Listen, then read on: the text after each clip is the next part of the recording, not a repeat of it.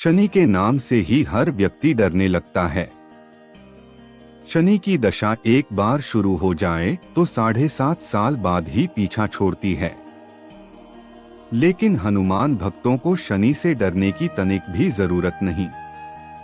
शनि ने हनुमान को भी डराना चाहा, लेकिन मुंह की खानी पड़ी। आइए जाने कैसे। महान पराक्रमी हनुमान अमर हैं। पवन पुत्र हनुमान रघुकुल के कुमारों के कहने से प्रतिदिन अपनी आत्मकथा का कोई भाग सुनाया करते थे। उन्होंने कहा कि मैं एक बार संध्या समय अपने आराध्य श्री राम का स्मरण करने लगा तो उसी समय ग्रहों में पाप ग्रह मंद गति सूर्य पुत्र शनि देव पधारे। वह अत्यंत कृष्ण वर्ण के भीषणाकार थे। वह अपना सिर प्रायः झुकाए रखते हैं।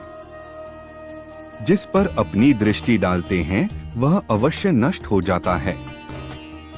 शनिदेव हनुमान के बाहुबल और पराक्रम को नहीं जानते थे। हनुमान ने उन्हें लंका में दशग्रीव के बंधन से मुक्त किया था। वह हनुमान जी से विनयपूर्वक किंतु कर्कश स्वर में बोले, हनुमान जी, मैं आपको सावधान करने आया हूँ। त्रेता की बात दूसरी थी, अब कलयुग प्रारंभ हो गया है। भगवान वासुदेव ने जिस क्षण अपनी अवतार लीला का समापन किया उसी क्षण से पृथ्वी पर कली का प्रभुत्व हो गया। यह कलयुग है। इस युग में आपका शरीर दुर्बल और मेरा बहुत बलिष्ठ हो गया है। अब आप पर मेरी 7.5 की दशा प्रभावी हो गई है। मैं आपके शरीर पर आ रहा हूँ।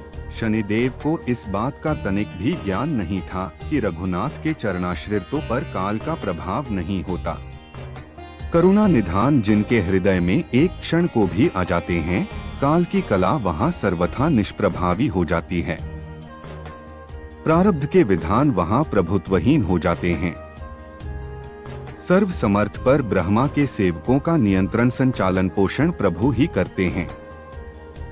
उनके सेवकों की ओर दृष्टि उठाने का साहस कोई सुरसुर करे तो स्वयं अनिष्ट भाजन होता है। शनिदेव के अग्रज यमराज भी प्रभु के भक्त की ओर देखने का साहस नहीं कर पाते। हनुमान जी ने शनिदेव को समझाने का प्रयत्न किया, आप कहीं अन्यत्र जाएं।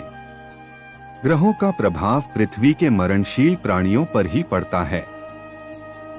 मुझे अपने आराध्य का स्मरण करने दें। मेरे शरीर में श्री रघुनाथ जी के अतिरिक्त दूसरे किसी को स्थान नहीं मिल सकता। लेकिन शनिदेव को इससे संतोष नहीं मिला। वह बोले, मैं सृष्टिकर्ता के विधान से विवश हूँ। आप पृथ्वी पर रहते हैं, अतः आप मेरे प्रभुत्व क्षेत्र से बाहर नहीं हैं। पूरे 22.5 वर्ष व्यतीत होने पर 7.5 वर्ष के अंतर से 2.5 वर्ष के लिए मेरा प्रभाव प्राणी पर पड़ता है, किंतु यह गौण प्रभाव है। आप पर मेरी 7.5 आज इसी समय से प्रभावी हो रही है। मैं आपके शरीर पर आ रहा हूँ, इसे आप टाल नहीं सकते। फिर हनुमान जी कहते हैं, जब आपको आना ही है तो आइए, अच्छा होता कि आप मुझ वृद्ध को छोड़ ही देते। फिर शनिदेव कहते हैं, कलयुग में पृथ्वी पर देवता या उपदेवता किसी को नहीं रहना चाहिए। सबको अपना आवास सूक्ष्म लोकों में रखना चाहिए। जो पृथ्वी पर रहेगा वह कलयुग के प्रभाव में रहेगा और उसे मेरी पीड़ा भोगनी पड़ेगी। और ग्रहों में मुझे अपने अग्रज यम का कार्य मिला है। मैं मुख्य मारक ग्रह हूँ और मृत्यु के सबसे निकट वृद्ध होते हैं। अतः मैं वृद्धों को कैसे छोड़ सकता हूँ? हनुमान जी पूछते हैं, आप मेरे शरीर पर कहाँ बैठने आ रहे हैं? शनिदेव गर्व से कहते हैं, प्राणी के सिर पर। मैं 2.5 वर्ष प्राणी के सिर पर रहकर उसकी बुद्धि विचलित बनाए रखता हूँ। मध्य के 2.5 वर्ष उसके उदर में स्थित रहकर उसके शरीर को अस्वस्थ बनाता हूँ व अंतिम 2.5 वर्ष पैरों में रहकर उसे भटकाता हूँ। फिर शनिदेव हनुमान जी के मस्तक पर आ बैठे तो हनुमान जी के सिर पर खाज हुई।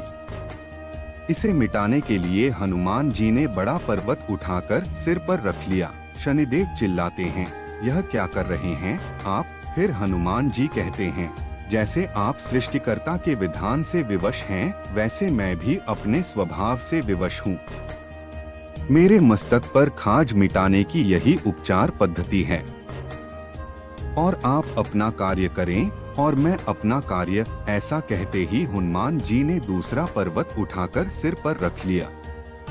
इस पर शनिदेव कहते हैं, आप इन्हें उतारिए, मैं संधि करने को तैयार हूँ।